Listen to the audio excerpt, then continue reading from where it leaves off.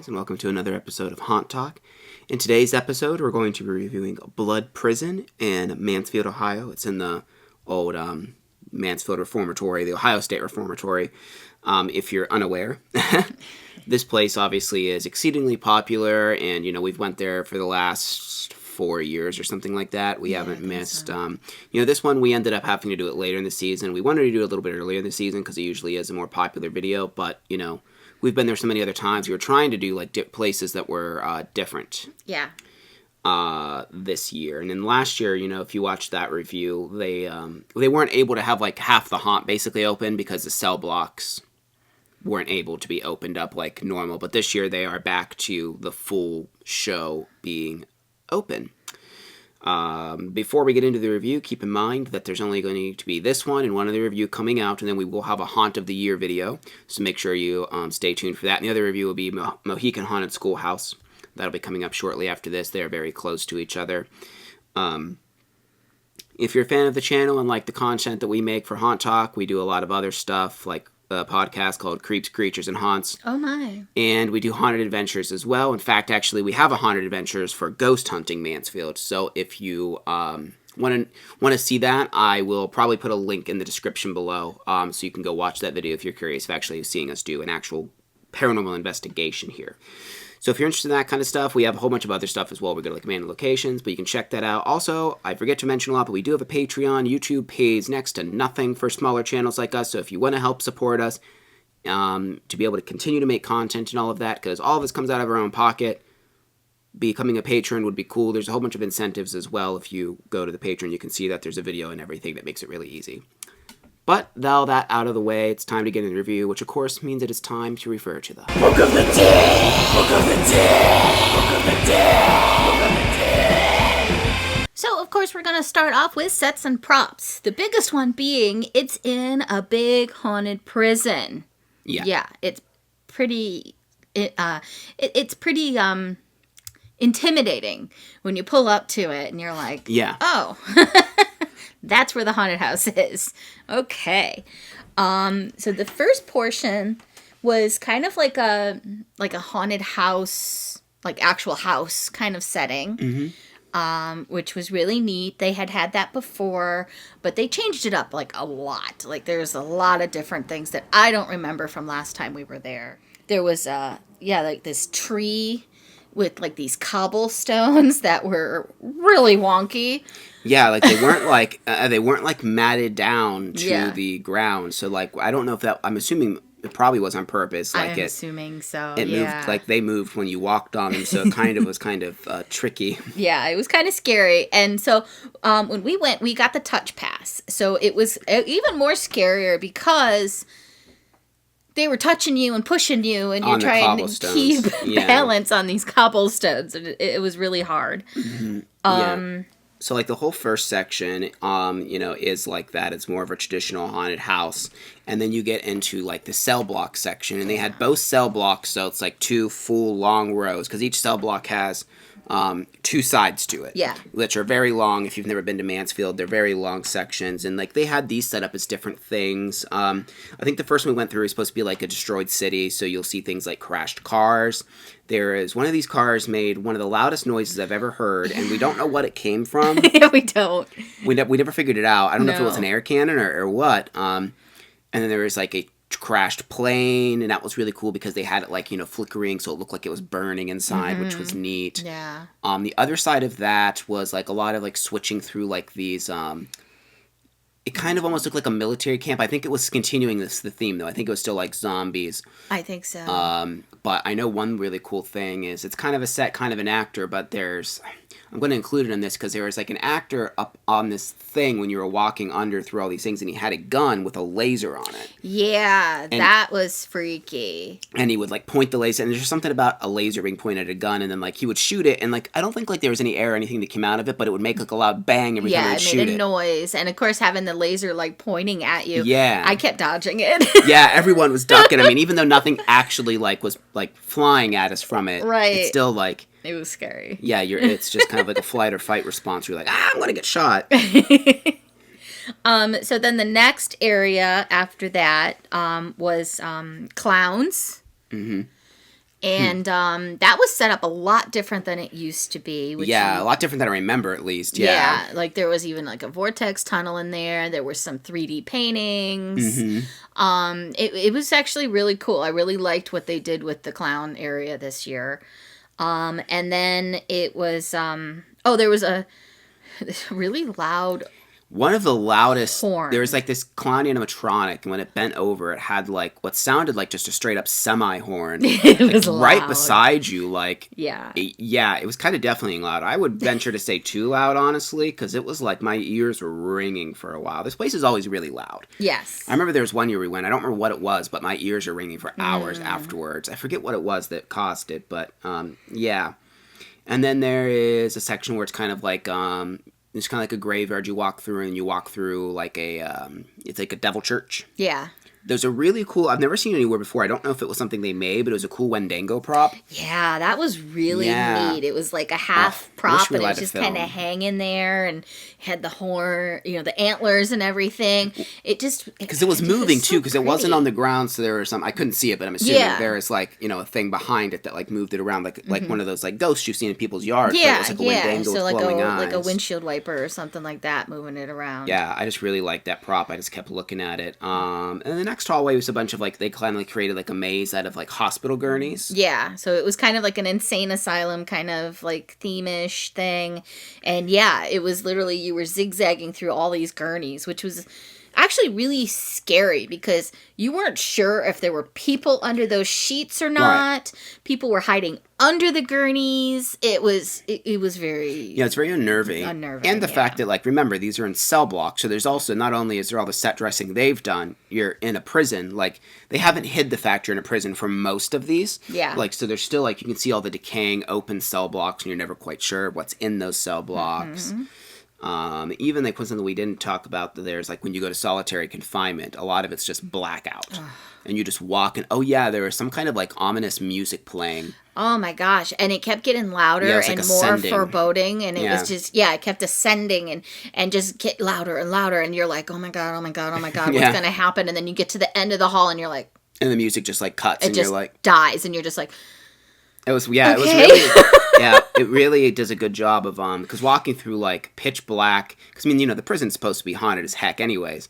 So when you're walking through like these pitch black hallways, and like we'll talk about more in actors, but like there really wasn't even actors for the most part in these, but it was just so creepy. Yeah, and there wasn't anything besides music. Yeah, like, not even light. Like, music and fog. That's it. That's all they did was just no lights, music and fog, and you're just like, oh God, I'm going to die down here. Right. They really seem to, like, one of my complaints with Penhurst with their sets and props is some of it I wish to see a little more of the asylum itself. Yeah. And Mansfield really does, or Blood Prison really does seem to know now, the last few times, we've went to really, like, how much to include of just, like, this is the prison and it's creepy, and how much they do themselves.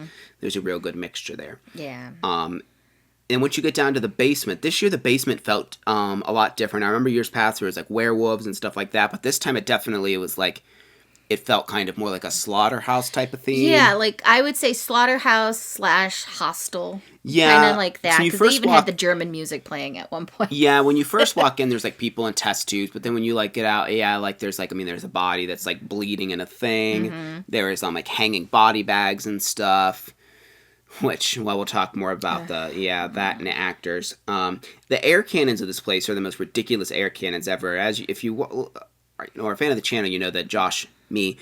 hates air cannons. Yeah. Just hates them. Just to point out, the note says murder cannons, OMG. Yeah, they are so loud and they're so vicious, like the one actually got me because it was like right at waist length, and it blew right as I walked past it, and my ear was actually ringing afterwards. I was like, oh my gosh, like it was bad. It was really bad. But yeah, for sets and props though, it's just amazing because when it's not just amazing work they're doing. They're just letting the prison shine for its giant creepy self. This is a very long haunt too, so there's just so much to see. We did give sets and props a 10. We usually give sets and props a 10, and it's actually, I would say, it's hard. I don't know if I'd say it's better than it's, because, it's been 2019 since we've seen the full show, but I would say it's just as good as I remember the full show in 2019. Because, again, 2020 was a weird year since part of it wasn't open. So, moving on to actors. Like we said before, We got the touch pass, which on our notes says, AKA get attacked pass. Yeah. He will put in a picture here. Oh, yes. He literally got scratched by somebody. A couple people, but the second person really scratched me hard. Yeah, so this is something to take note. So they do have an optional touch pass. It's an upcharge. We'll talk more about like charges and value, but either way, like it's optional. It's a glow thing you put around your neck. It's like, a glow ring, and you can take it off if it becomes too much. And I actually, after the last one, I don't know if it's something that was on purpose, and like you sign a waiver. I'm not complaining because like this is something when you go, like you might get slightly harmed. Like you're not going to get hurt. You could if it was an accident, but that's part of the reason you sign the waiver. But like it scratched me to the point where it was very painful. So I'm like, okay, I'm done. And now mind you, there was only like literally 2 minutes of hunt left after this. But I was like, I don't want to be grabbed anymore like that part. Well, but she did that, and then she took a hammer and hit me in the head with a hammer. It was a rubber hammer, obviously. But yes. Some other crazy things that happened is when we first walked in, there's a guy with a chainsaw, and he's like, do you want to see a surprise? And I'm like, sure. And he turns his chainsaw on, and oh my God, did he grind that thing into us. Oh my gosh. Like, it literally, like, my back kind of hurt a little bit just because I tensed up when he did it. Yeah. And I was like, he didn't get my back. Okay. He, like, put it into my legs and in my butt a little bit. Oh, yeah, I got my back. Oh, he, like, did real hard on my that's on my leg, and then like I was like, and I jokingly said to him, he's like, how was that for you? And I'm like, best time I've had in a while, just joking. He's like, do you want it again? And I'm like, no, not really. And I'm like, you're gonna do it anyways, honey. He's like, yep, and then turns it on and gets me again. There was another guy that like came up behind me. He was playing with Kim's hair, and then he came up behind me and he bear hugged me and like just kept squeezing tighter and tighter to the point where I could barely breathe. Yeah. I had somebody grab me, and they had a giant machete, and they put the machete, like, to my neck, and kind of, like, rough, and then, like, kind of pulled me, like, with them, like, walking down the walkway and stuff like that, which was a little extreme. There was somebody dressed in drag, with a full beard and everything, and he had actually said this to Josh a couple years ago as well, or last year, I don't know. Moister than an oyster. Yeah, so I mean, moister than an oyster. I believe that must be like a thing he says, but but also I will say that like a lot of the actors in that did have dialogue. They did seem to interact. I can't remember, we go to so many, I can't remember everything that was said, but I know there was a lot. There's a lot more than just screaming, which was nice. Yes, like the baby doll girl, she was saying a lot of stuff. Yeah. She was doing peekaboo, and she was just being goofy and playing around because she was supposed to be like a little doll, like little girl kind of thing. So. Yeah. It was kind of fun with her, and she just assaulted us, like. Oh yeah. Well, and like the bear hug guy, the whole time, like he was just whispering things in my ear. I mean, I got grabbed by the nape of my neck and like thrown into cells. I got taken quite a few times. They would like just kind of push me around places. And you can see their eyes light up when they see someone that has the touch pass. Mm-hmm. Now, one thing I will say, if you don't have the touch pass, you're probably going to be left with something to be desired because, like, the actors, for the most part, didn't jump out too much. No. Like, there wasn't much, like, they would talk to people and they would kind of stalk you if you didn't have the touch pass because we ended up catching, like, up with the group instantly and, like, none of them had the touch pass. So we were, like, the target of the whole group. And we were also in the back, so that was creepy. But, yeah, like, I feel like if you don't have the touch pass, your experience with the actors is going to be a lot less because... Yeah. I would like to see maybe them kind of jump out and try and do jump scares more because we're walking around the scenes and there's a lot of places where people could have been hiding. And now there were a few that did jump out and like got me, but I probably only got scared as like jump scared maybe 2 to 3 times throughout this 40-minute long experience. Yeah. But it's so freaky with the touch pass because of how violent they are. Yeah. Oh, yeah. And then the body guy. Yeah. There's this guy and he had a body bag and he was hitting him with it. Like, he was just assaulting him with it. He was just pulling it back and just swinging it at him. Well, at one point he pulled it back and he got me right in the gut because I was like, I didn't think he was going to pull it back that far. And the head of the body, because it was hanging by its feet, the head hit me right in the stomach. And I was just like, ugh. Yeah. And then he did he saw that I was back there and he did hit me with it purposely. After that, and it was like, gee, thanks. You already got me, but thanks. Okay. But yeah, he was like attacking him with it, like constant, just beating on him with it. You did say that there was a creepy guy in solitary that Yeah, there I was. didn't realize was Yeah, there. because he just kind of followed the group. He had made like a banging sound, and then he just like slowly followed me. And then there was another one. I don't even know where this guy came from, but he had like a fake cattle prod in his hand, and he was like a ways from us. He never really tried anything. He was just standing back there, and he just would just fire it. And I think I'm the only one that saw him, and it was just like really creepy. And I'm like, no, thank you. And I'm like, nope, I'm not being in the back anymore.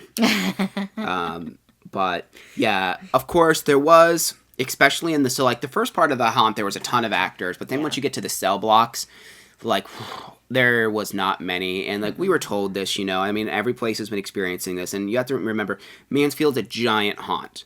So we're not going to hold that too much against them, but I mean, we do have to review what we saw. The actors that were there were great and very interactive. We got just attacked by a lot of them.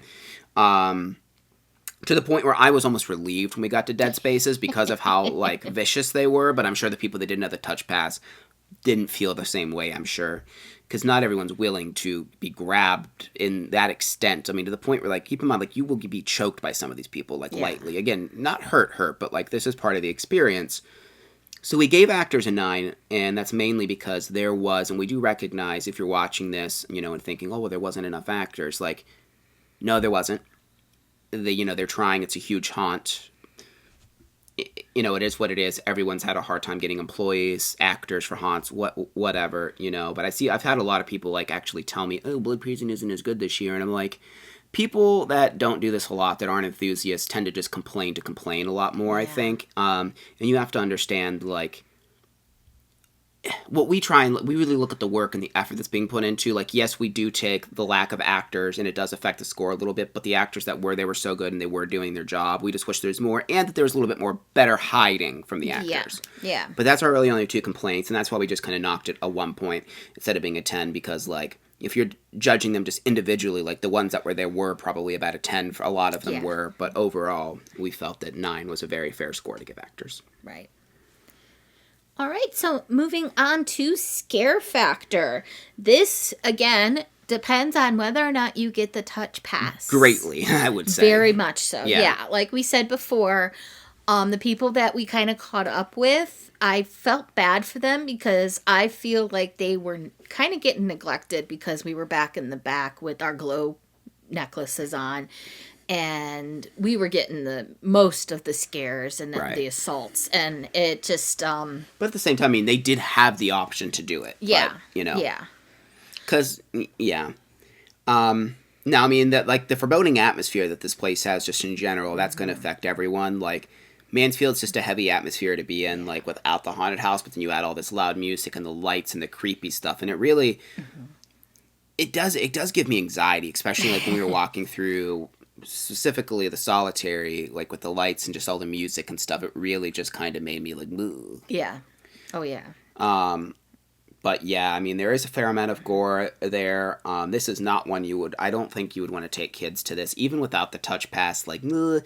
It's just because of how intense the nature is, how loud it is. It's just kind of sensory overload for an adult. And I imagine it's something like for a kid that it would be too much for. Yeah. Especially. So scare factor, we're giving scare factor a 10, but I'm also going to put a side note. If you're not doing the touch pass, I'd probably put it on an 8. Most of scare factor without a touch pass is going to come from the atmosphere more than anything else. Because again, there's not a ton of jump scares as far as the actors are concerned. There's air cannons that will try and kill you and really loud noises, but like the actual like actor scaring you is going to come more from like just being attacked. Yeah. I think. So I do recommend the touch pass. Yeah. Which brings us into value, because the touch pass is only $5 to add on. So I think it's definitely worth it, especially since like you can opt in and out. So like if it's too much for you, you can take it off for a while and put it back on. Because as mentioned earlier, this is going to be a 40-minute long experience. Yes. So for general admission, it's $25. For VIP, which is almost like front of the line access, it's $55. Because there used to be one that was like a fast lane, which was like a shorter line, and then there was the ultra one that was really expensive, which was the VIP, and it used to include touch pass. Yeah. Now you still have to pay $5 extra. It'll be $60 VIP with touch pass, $30 for general with touch pass. Yeah. And like we said, it takes about 40 minutes to walk through, which is a really long haunt. Now, we were in there longer than that. What I did is, because I always use my Apple Watch to, like, stop and start the timer, there's a couple different spots where they stop you again to kind of, like, help stop the conga line because it's so long. Yeah. So they're not, like, full lines. You're not going to be waiting long, but probably, like, 5 or so minutes, and that happens, I think, 3 times throughout the haunt, I do believe. There's 3 times you're kind of pulsed. Yeah. So I would stop the timer each time then. So you're really in it for about I would say close to an hour. Yeah. But 40 minutes of actual walking around in the haunt itself. So we did give value a 9. Yes. It's definitely worth it for being that long of a haunt and that much money. Now, pay in mind, though, this is a very popular haunted house. Yes, I would say, and this is the reason we gave it a 9 instead of a 10. I should have took a picture of the line. We also went, this is Halloween weekend, Fridays when we went, and the line, Man. I mean, I'd say the line was at least a 3-hour wait. Yeah. I would easily say 3 hours. Just to give you a visual, since we don't have a picture for it, if you've been to Mansfield, you know that there's like a gate that you have to go into in order to get into the main building. Well, they had the line lined up from the side of the building, the left-hand side, like if you're facing the building, and it loops around this big loop, and then it came all the way down that driveway to that fence, and then it started to loop back. That's how long the line was when we got there. Right. And last year, we were only we started just in the loop, and it took an hour and a half for more to get in. Now, it might have been slower because of everything going on last year, social distancing, but it felt like the same throughput. Yeah. So, keep that in mind. And again, if you're watching this, I don't know if they're doing anything next weekend. I haven't looked. I don't think they are. I think this is their last. No, this is their last weekend because they posted that this is their last Saturday. You probably won't be able to go to it this year, but just keep in mind, any following years you go, you're going to want to get there really early and get general, or just plan on spending a lot per person. But I mean, if you're taking multiple people and everyone wants to do touch pass, that's $60 a person for VIP. And unless you're we're just not willing to wait in those lines. But some people are. A lot of people get the general admission, but once the line gets over 30 minutes, we also hit multiple in a night. Yeah. Which I do recommend because Mohican is close. There's another place. We have tried to go to this place so many times now. Trail of Nightmares is really good. Yes. We got, last time we went 3 years ago or whatever it was, we got downpoured on not even halfway through the trail. And then every time we've tried to go since, it's been pouring. Yes. And last night was terrible, so we didn't do it. But yeah. So yes. And then, so that brings us to our overall score, which we gave a 9.25. Not as good as years past, but still very good. And it's mainly just not as good because of that, because of the actor shortage, that does kind of affect it. But it's still a really good haunt. Don't let people, just because someone says, oh, it's not as good as year before, that doesn't mean that it's not worth your time. It's still really good. And again, if you're watching this, it's probably already past the season. But I would like to know if you went, what was your experience like? Do you agree with our opinion? Do you disagree? Let us know all of that. What other future content would you like us to see besides haunt reviews, since we can't do this all the time? Yeah. And also make sure to watch our Haunt of the Year awards, and that'll be coming up after this in Mohican. And then there also will be a video before that, which will be a nice video of different home haunts, probably in the Cleveland area. So keep an eye out for that one. And of course, as always, make sure to like and subscribe. Make sure you ring the notification bell so you don't miss any upcoming videos. And thank you very much for watching, and we'll see you guys in the next video. Bye.